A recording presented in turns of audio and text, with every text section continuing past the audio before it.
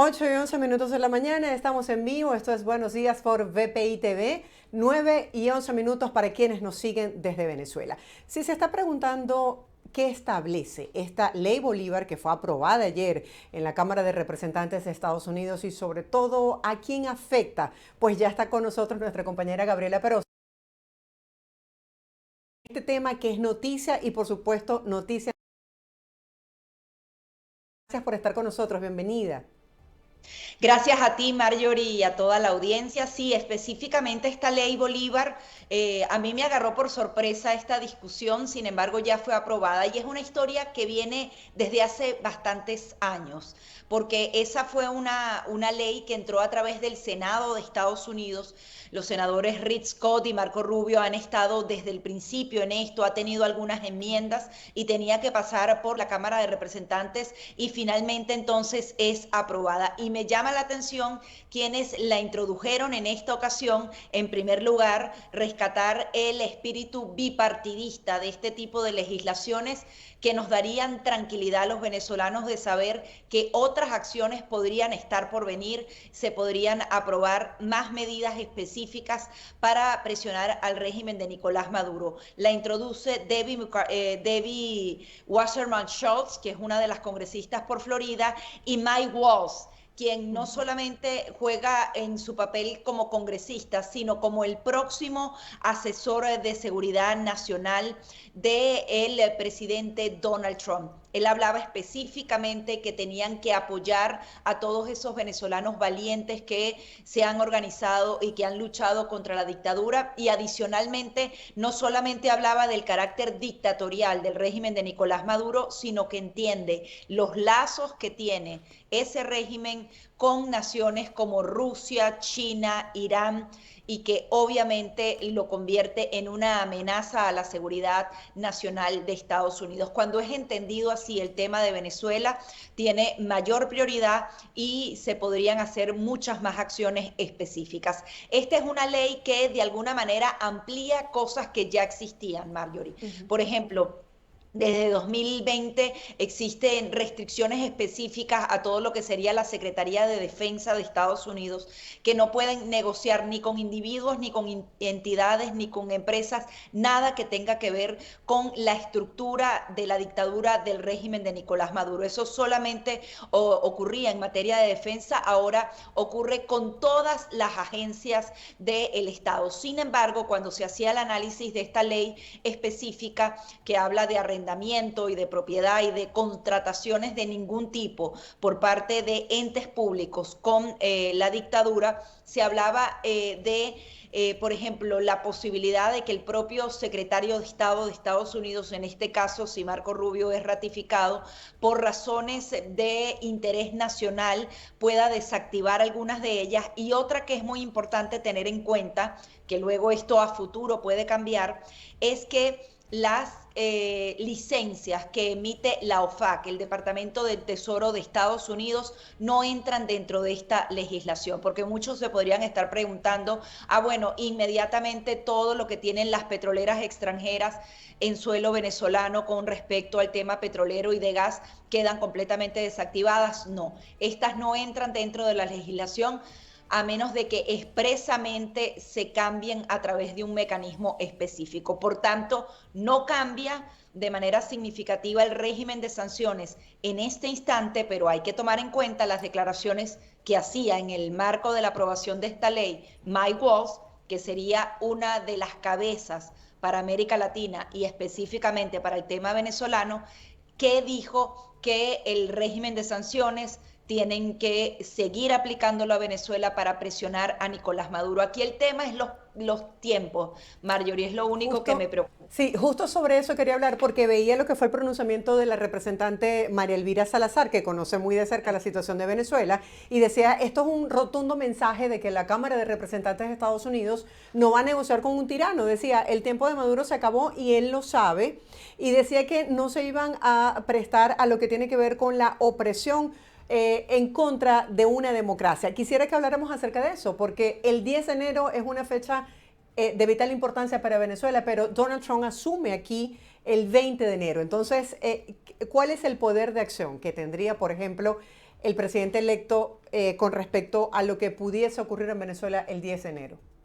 Sí, la congresista María Elvira Salazar también forma parte de todo este proceso larguísimo que hemos vivido los venezolanos con respecto a estas sanciones que se suman al régimen de Nicolás Maduro, y ella da en un punto fundamental el tema de que la Cámara de Representantes y seguramente también el Senado, porque tenemos a esos aliados que nombraba anteriormente, a senadores como Rick Scott y Marco Rubio, que hasta después del 20 de enero es que pueden haber cambios fundamentales en sus puestos, sobre todo en el de Marco Rubio. El tema aquí es que tienes al Congreso que le dijo sí a la ley, que sigan entonces las presiones a Nicolás Maduro, pero tienes entonces a un gobierno saliente.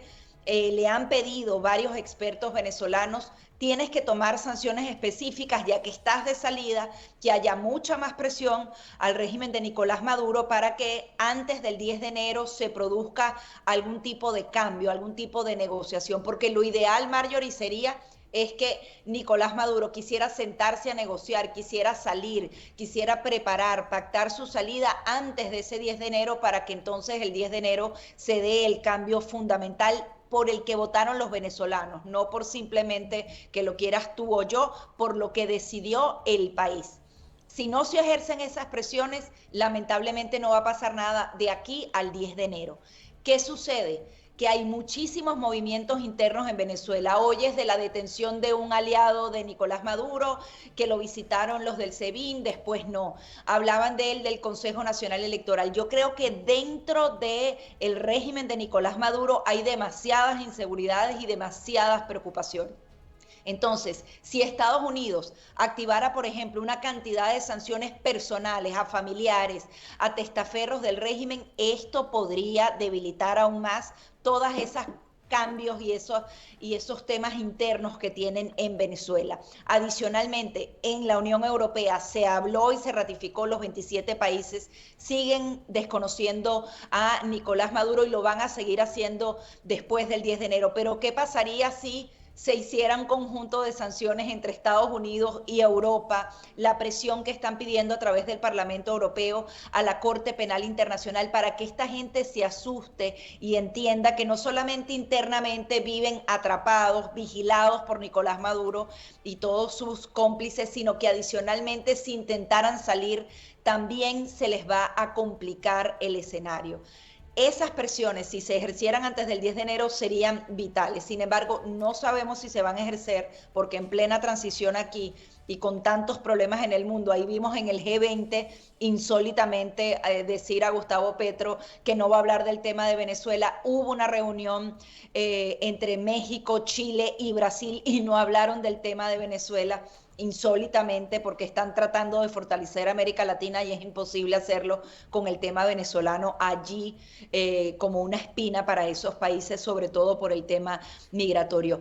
No sé si se va a dar ese concierto de naciones en el momento más débil del régimen de Nicolás Maduro. Sería lo ideal que tanto la Cámara de Representantes, el Senado y el gobierno saliente con el entrante hicieran acciones específicas para presionar antes del 10 de enero. Sin embargo, si no pasa nada internamente en Venezuela, creo que esas presiones se van a iniciar después del 20 de enero con un nuevo secretario de Estado, con Mike Waltz y con otros nombres que si se confirman, no los quiero decir, sería fundamental, sobre todo porque entienden el tema de Venezuela no como una simple dictadura, un tema político, sino adicionalmente como un régimen que quiere justamente debilitar a Occidente y particularmente a Estados Unidos. Y cuando somos una amenaza a la seguridad nacional, todo cambia para estas naciones. Sí, es que hay mucho desconcierto, como tú lo dices, mucha expectativa sobre lo que pueda hacer la comunidad internacional con respecto a Venezuela, porque, por ejemplo, Europa ha sido criticada por tener una posición bastante tibia con respecto a Venezuela. Dicen que no reconocen a Nicolás Maduro, pero van a estudiar el tema de las sanciones, es decir, todavía no hay una respuesta en concreto. Sin embargo, quisiera que habláramos un poco acerca de esas personas que sí conocen la realidad de países como Venezuela, Cuba, Nicaragua, y es el caso de Marco Rubio. ¿Qué significa, digamos, la participación de Marco Rubio al frente de lo que serían estas decisiones de política exterior del gobierno de Trump? Bueno, en primer lugar hay que entender que para Estados Unidos, o sea, si bien Marco Rubio es prácticamente venezolano porque ha respirado el tema de Venezuela, de Cuba y Nicaragua como muy pocos funcionarios estadounidenses, hay que entender que él como secretario de Estado tiene que llenar las expectativas y las prioridades que tiene la nación. Por tanto, no es que él va a llegar y de una vez su tema va a ser venezolano. Eso lo tenemos que tener claro para no ilusionarnos en vano. Recuerden que está la guerra en el Medio Oriente, está lo de Rusia y Ucrania que acaba de complicarse aún más en las últimas 24 horas y adicionalmente está el tema de China.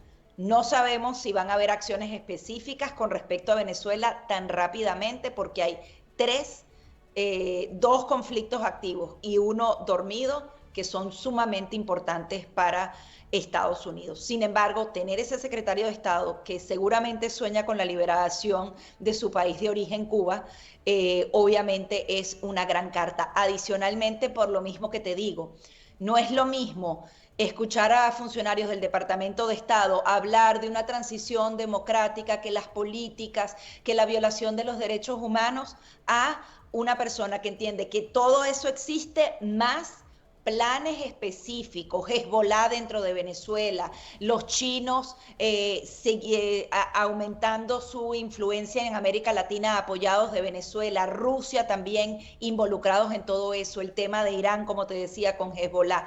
Es distinto cuando haces el abordaje de esa manera y Marco Rubio lo conoce perfectamente bien y por tanto va a colocar allí no solamente su figura, sino los que se encarguen de América Latina, que espero hayan oficinas más dedicadas al tema venezolano o al tema de las dictaduras, como quieran organizarlo. Nombrar a esas personas, nombrar a gente en lo que sería el Comité Nacional de Seguridad Nacional de la Casa Blanca, porque van a estar esas dos figuras, con personas que entiendan eso, cambia definitivamente la visión. Y Marco Rubio, adicionalmente hablando español y conociendo esto, también va a ser fundamental. Y es que hasta por un deseo personal va a presionar, porque si bien hayan otras prioridades, la de Venezuela y la de Cuba esté ahí presente. Adicionalmente es un tema muy preocupante, siguen mandando amenazas hacia Estados Unidos, siguen creando todos esos grupos de personas que tienen que ver con el tema del terrorismo, el tema del narcotráfico sigue creciendo, que es otro de los temas fundamentales que Estados Unidos no ha abordado y tiene que abordar porque también afecta a su población.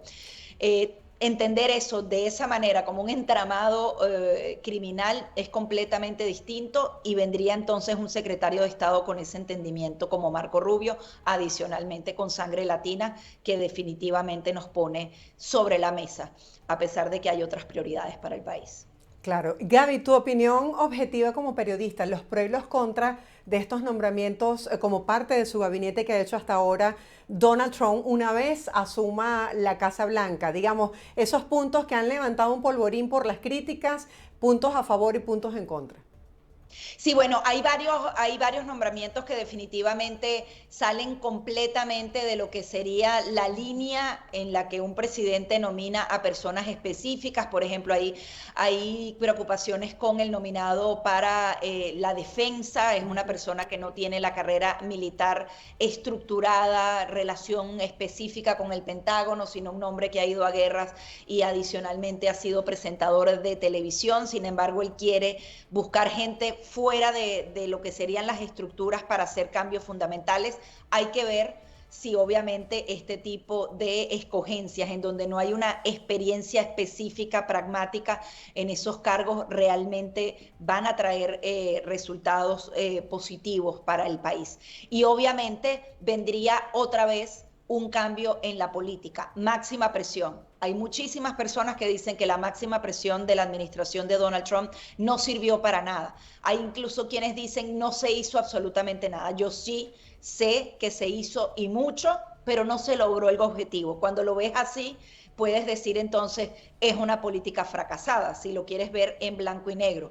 Y podría decir que el fracaso entonces de la administración Trump, que no logró sacar a Nicolás Maduro, es el mismo fracaso de la administración Biden, que tampoco logró sacar a Nicolás Maduro. Pero cuando hago la comparación entre dos administraciones, que ninguna de las dos obtuvo el resultado, veo que por lo menos en una administración había un plan, había unos riesgos, se podía criticar acciones específicas. En el caso de la administración Biden, que fue la liberación de los narcosobrinos, la liberación de Alex Saab, ¿a cambio de qué? Hay demócratas que pueden decir que esas pequeñas vías de escape lograron que María Corina Machado fuera a la elección de manera indirecta, se lograran las primarias y se hiciera ese resultado. Pero yo particularmente esa victoria se la doy específicamente a los venezolanos. Yo no creo que Estados Unidos haya sido fundamental para la celebración de las primarias y de las elecciones del 28 de julio, en donde se pudieron tener las pruebas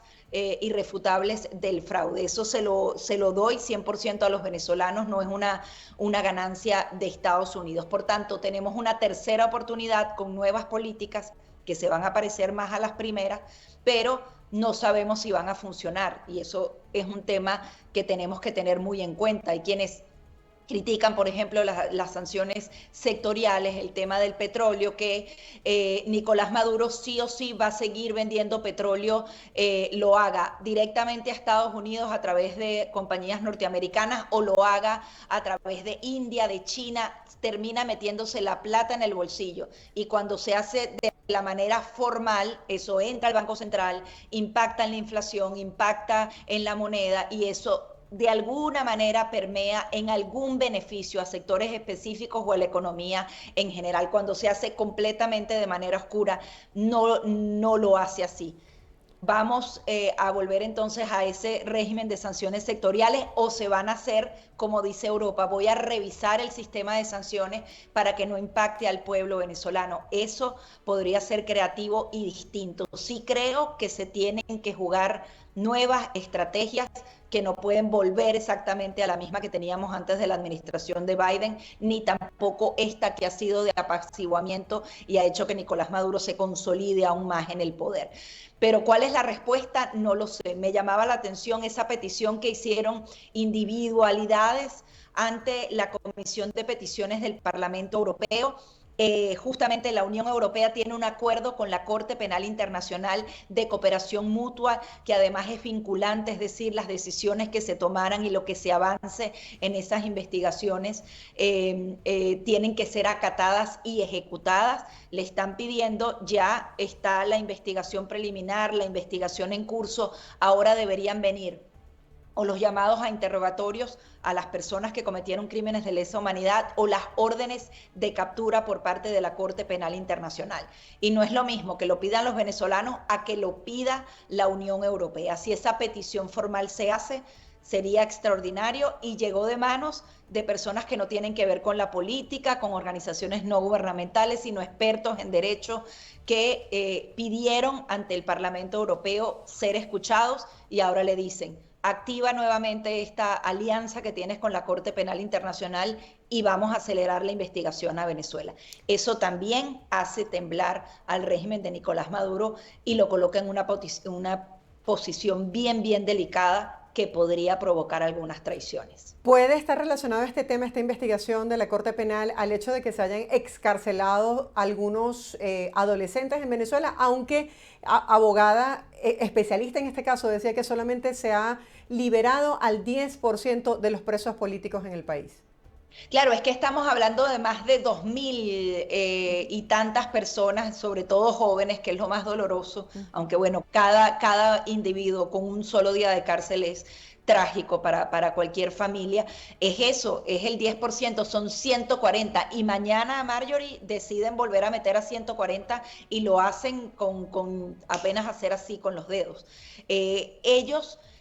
quizás no tiene que ver con esto de Europa, porque lo de Europa se dio justamente esta semana y las excarcelaciones se dieron algunas horas antes. Yo creo que es como una muestra de buena fe de Nicolás Maduro, porque anda hablándole: ay, Donald Trump nos fue mal la otra vez, vamos a hacerlo bien, porque él sabe que aquí viene máxima presión y vienen acciones contundentes. O sea, los republicanos o no hacen nada con Venezuela o van a hacer algo agresivo y contundente. Que no tenga el resultado, no lo sabemos, pero son de accionar más. No de mantenerlo en una dulce espera que se puede alargar por 1 o 2 años. Ellos, si van a ir contra las licencias petroleras, lo van a hacer, si van a aplicar más sanciones, o sea, va a ser mucho más acelerado y específico. Y contando con el Congreso y el Senado estadounidense, se pueden lograr cosas significativas. Ahora, que ese sea el resultado, no lo sé, Marjorie, es muy complejo. Yo veo que Nicolás Maduro está tratando de hacer lo mismo, ganar tiempo, portándose bien, para que antes del 10 de enero nadie más se meta con él, porque, yo liberé a los presos. Y entonces, bueno, íbamos a revisar las sanciones, pero por lo menos ya liberó a algunos. Y de ahí ya se nos hizo el 10 de enero. Y él pasó por debajo de la mesa, porque eso es lo que siempre hace.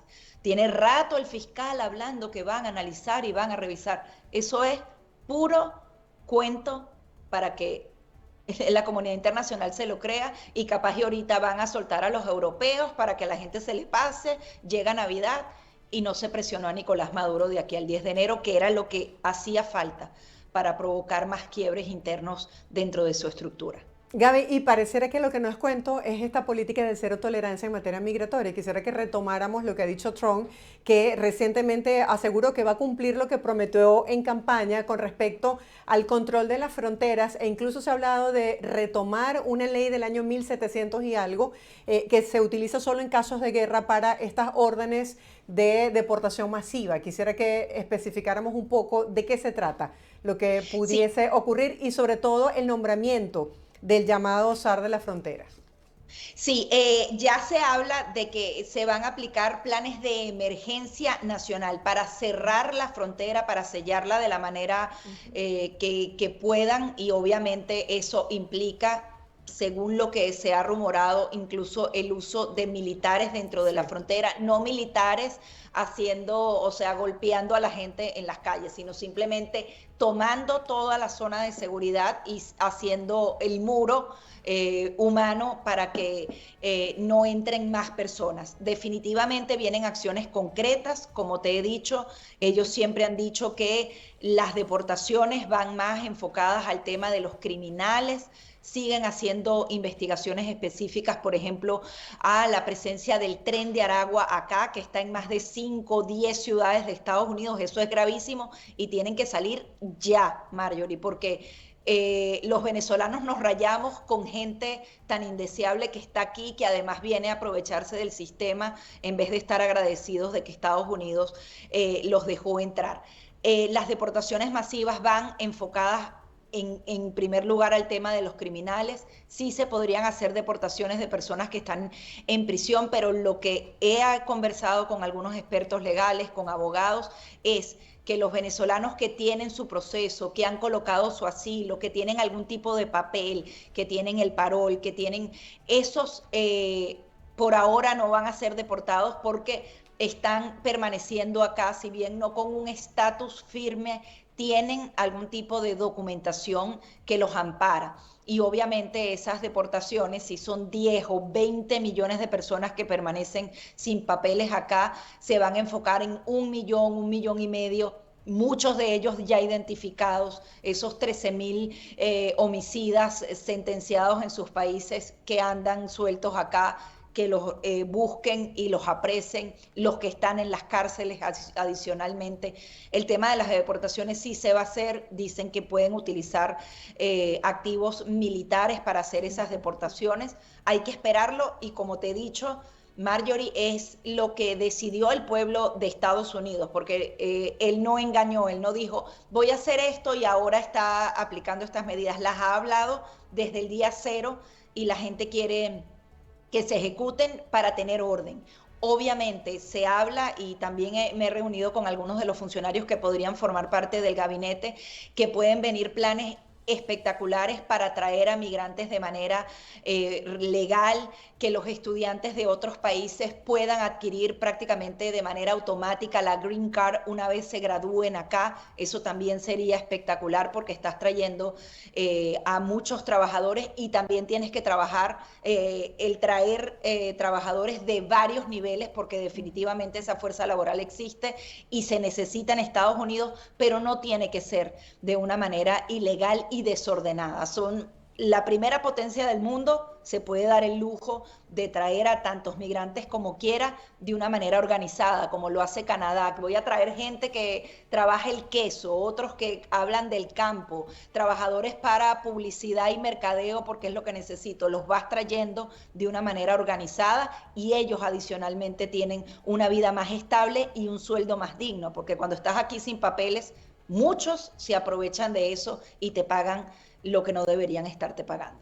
Claro, porque han hablado específicamente de personas indocumentadas. Gaby, gracias por traernos el día de hoy tus perspectivas y tu análisis sobre estos hechos que son noticias. Será hasta la próxima semana. Feliz día para ti.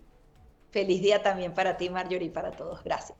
Era nuestra compañera Gabriela Peroso poniéndonos en perspectiva con estos temas que están en el tapete noticioso. Hacemos una breve pausa comercial. Ustedes no se aparten, al regreso mucho más de Buenos Días por VPI TV. Quédense aquí conectados con nuestra señal.